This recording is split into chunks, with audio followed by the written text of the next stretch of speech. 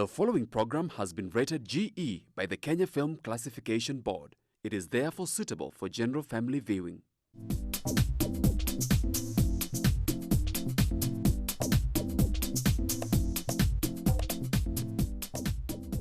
Hello viewers, welcome to Chungu Cha Jamii. I'm your host Eunice Mugo.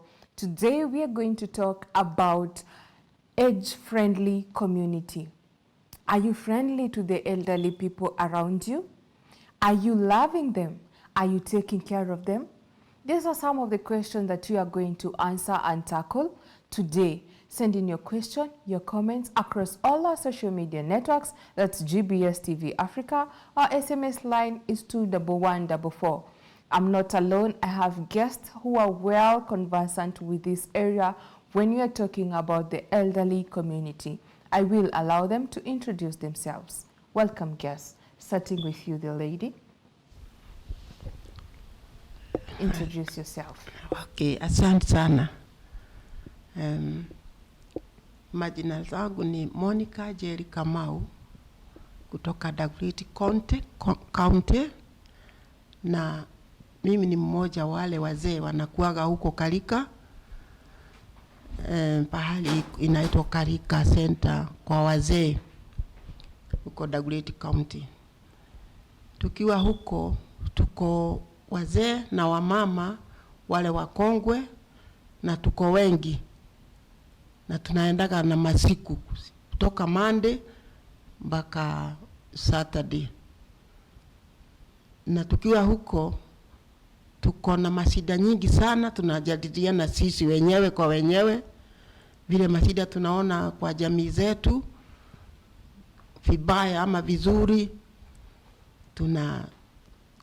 Tunasugumuza, kila mtu anasikia jambo lake vile iko, na tunafurahia, na tena tunapeana mawaidha, wewe usifanyage hivyo, wewe fanyaga hivi.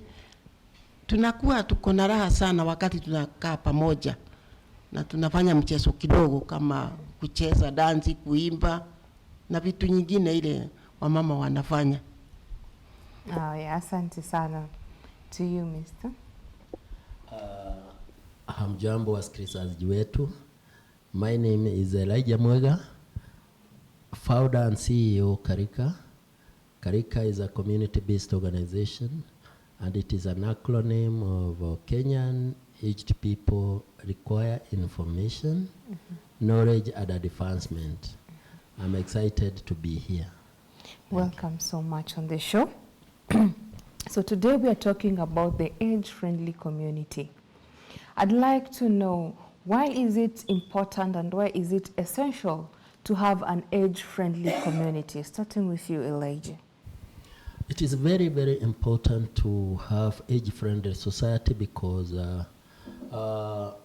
one, we are all created as social animals. It's biblical that God created us as a social family, a one family of all inclusive, older people, youth, and the children. And number two, it is very important because if we want to enjoy our living in this world, everyone needs the other one. A child would wish to have their parents together. A youth would refer to the parents all the time, and the older people are happy seeing the fruits of their life. Number two, when we are together, we achieve more. When we work alone, we don't achieve more. Therefore, there is need. I am a witness that where the family lives together, they achieve more in terms of benefits within the family. And when the family has conflict, everyone goes his own or her own way, and they end up even losing the more they could have reached. Yes. Mama, what is your take on the same? Why is it important that we should have an age-friendly community?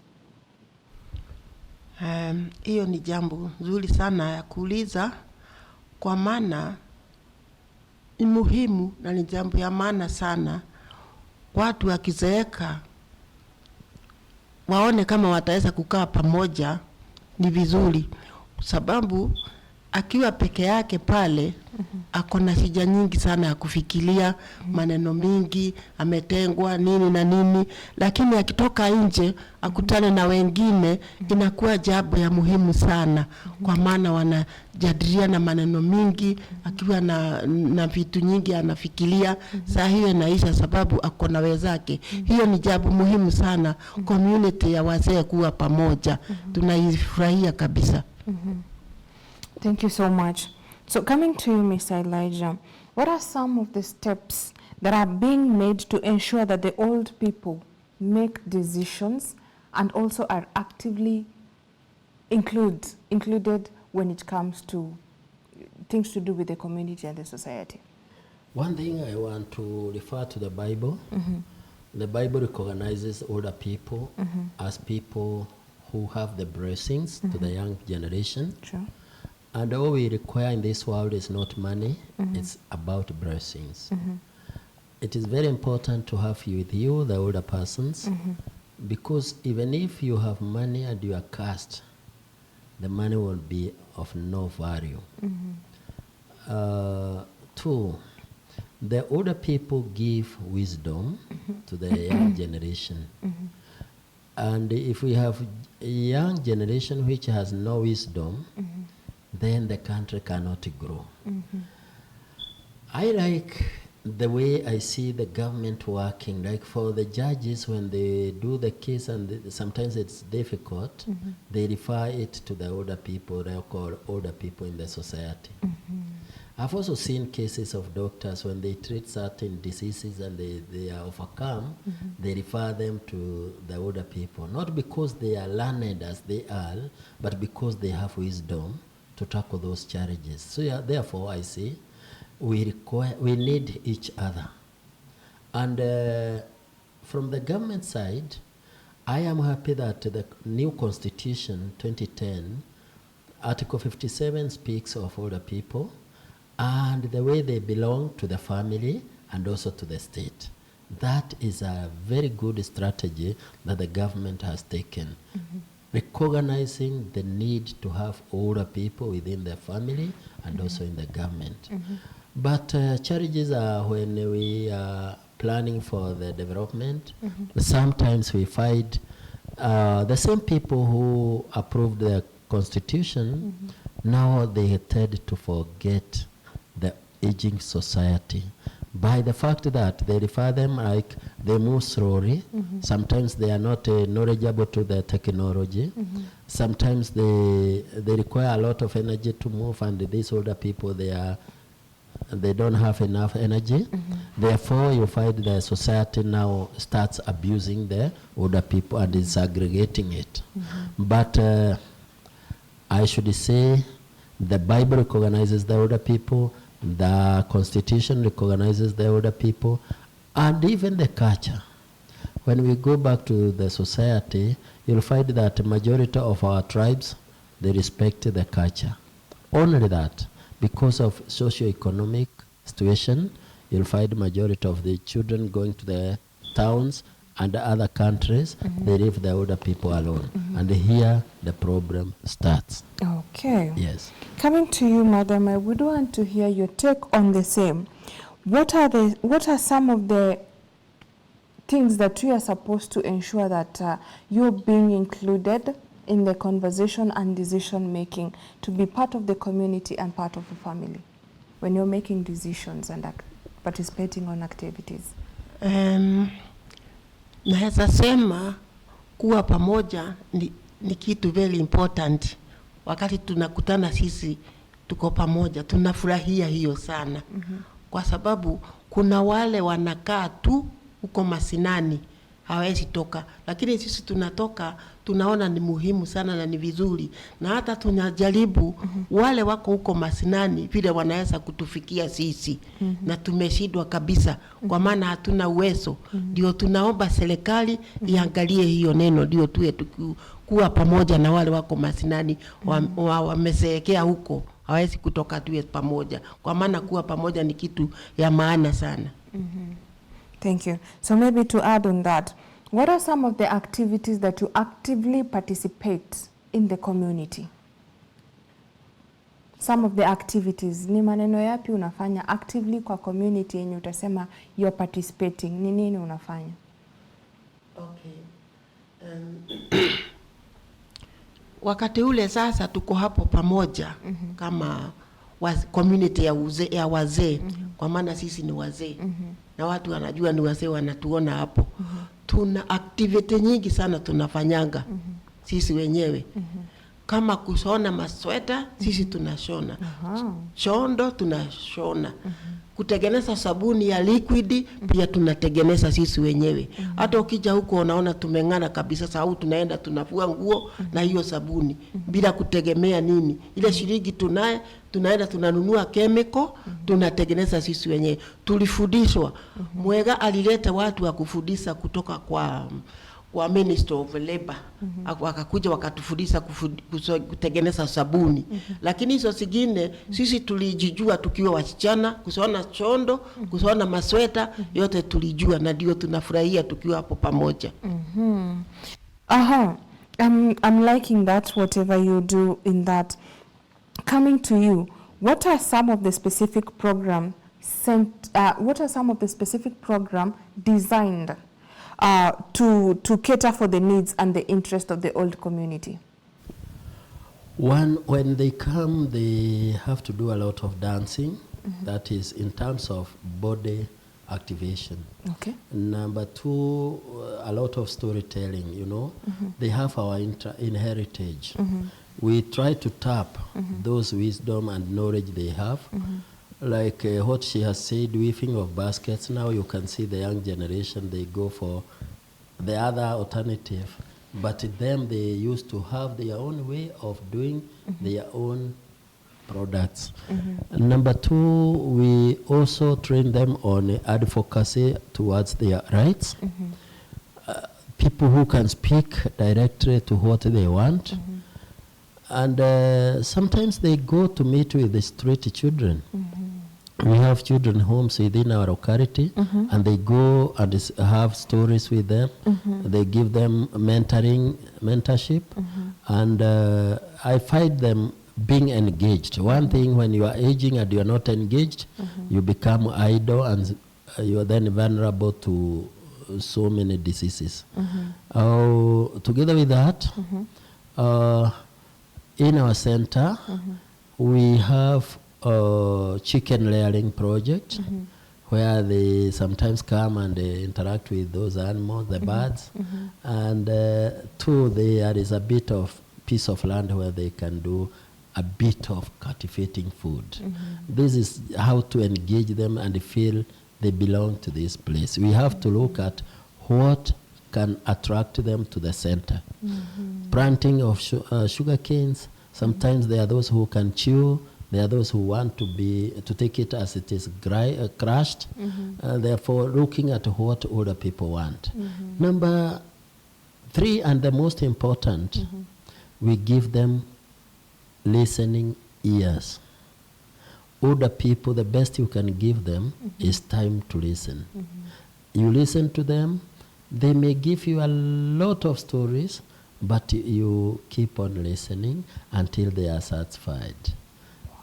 Yes. When he talks about a listening ear, would you say that the young generation has the patience to listen to you whenever you want to talk to them? Do the young generation have the patience to listen to you as the old community when you want to talk to them? Are we patient enough to listen? Come again, please. I'm asking for the young generation. Tuko na subra ya kusikiza nyinyi kama wazee wakati mnataka kutuongelesha? Hiyo iko open kabisa. Wakija, sababu kuna wale huja kutoka university, wayangi kama nyinyi, wanakuja wanatuongeleza maneno mizuri sana, na sisi pia tunawajibu maswali yetu, wanatuonyesha kila kitu vile siku hizi wanafanya. pia sisi tunawaelezea. Kwa hivyo hiyo wakija huko sisi hufurahi sana. Tunakuwa lika moja, tukikuwa pamoja. Kwa hivyo wanawasikiza kabisa. Wanatusikiza vizuri sana na pia sisi tunawasikiliza. Okay. Lakini hao ni wale wa university. Tukienda nyumbani. Wakati unataka watoto uwapatie zile hadithi za zamani, zile pengine singe open up their thinking. They don't have time cause wako na mobile phone, wanataka kuchat, wengine wako Facebook. Would you say is it because of the language barrier maybe? Because I'm thinking when they are telling the stories, maybe they are telling in the native language, and most of us are not familiar with the native language. Would that be the problem? Could be one of the reasons, but also engagement, so much committed to the media all the time. You waste like 4 hours with your phone, chatting. Sometimes you find our children are laughing around. They are watching the TV, the phone, and they start laughing. We are surprised, what is this? Okay, there is a confusion between the two generations because... To you, when we are saying about bridging the gap, wakati tumekuja nyumbani and tuko na masimu tunatumia and we want to also engage you on the same. Mnafurahianga tukitumia masimu sana ama mnafurahia wakati tunawaonesha whatever we are watching? Because tukicheka, it's because we have seen something funny. Na it could be funny to me, lakini kwako si funny. Are you interested to also see whatever I'm seeing? Ama utasema, nyinyi na hizi simu zenyu, and you sideline that and you just leave us to continue using the phone? Hiyo ni kitu inasubua sisi sana wazee. Tukiwa na hao watoto hapo, kama ni wangu ama mjukuu, hajui kufanya vitu ya nyumbani. Ile kitu anajua kufanya ni ya hiyo simu. Kwa hivyo si kitu tunafurahia. Hatuwezi kufurahia hiyo mambo ya simu sana kwa maana hajui kile anafanya. Okay. Na sasa kwa nini hamfurahii and at the same time right now tuko the digital era vile tunaisema. Sai kutumia masimu, tunataka mjue kutumia smartphones, tunataka mkue kwa mtandao so that if I fly out of the country niko labda in a different country, nikikupigia na video call you will be able to take it. Lakini sasa ukisema hizi masimu zinatuharibia, tutawaleta aje on board ndio mkwe digital kama sisi? Ni sawa, ni nzuri, lakini masaa nyingi ni ile mnaitumia sana hawa watoto. Maajabu tena, maybe ya intercept. Maajabu ni kwamba hizi simu hazina maneno ya wazee. Kwa ajili well, I wouldn't say ziko na maneno za wazee if we do proper research on them. But again, am I interested na mambo za wazee? Because at times, as we are young as we are selfish. We don't want to do much research on the old. Not that you are selfish. But we want to integrate you to the things of the youth so that you don't feel as if you are excluding you from the picture simply because you are old. We want you to feel younger. As we rightfully say, tunataka mkwe manyanga. So we want you to be shosho manyanga, shosho up to date. Which is very good, but also remember, any building without foundation is not a building. Oh, wow. We want to go back to the roots. And even if we migrate to other places, we should not forget where we have come from. Okay. Because that is where we are going wrong. The technology is good, but also it must have a bearing where we come from. If we don't address the two, we end up maybe hanging in the air. And that is what challenge we are facing within our new young generation. Yes. Wow. When we are saying all that, we have something to do with the technology being utilized to cater things to do with the old. How is it playing role now that we don't want to be so actively into technology, but we also don't want to be so left out? How do we balance? To me, I think, as it is said, the population of young people is bigger than the population of older people. that pulls something hard. The other thing is that the producers should come up with a way to bring at a par both. You know what? Our older people, majority of them never went to school. They may not have even imagination of what is happening there. Now, how do we turn our young people minds into seeing the need to carry with them the older persons? This technology could do that. But maybe whoever came up with the idea did not see that. This is why we would wish to engage young people to think and go with us, move with us. Otherwise, now we are in the year 2023. The youth that we have today are going to give birth to their children, who will now come up and get the technology advanced more. Would this not resort to, like, you'll never see your child? Okay. Yes. Wow, that is so interesting. So now to you, Mom, what different would you want to see, or what would you want us to implement when it comes to matters technology? Would you prefer that we as the young generation come on board and teach you to operate on the smartphones, on the computers, and to be more digitalized? Or would you prefer that we are not so actively involved in technology? What would your take be? Iko sawa hiyo digital, lakini ile ya zamani, unaona digital ni kisasa sasa, hiyo digital. Ile sasa iko ya hii simu na computer na whatever. Ni sawa, sababu kama mimi ni mzee nimelani kutumia simu ya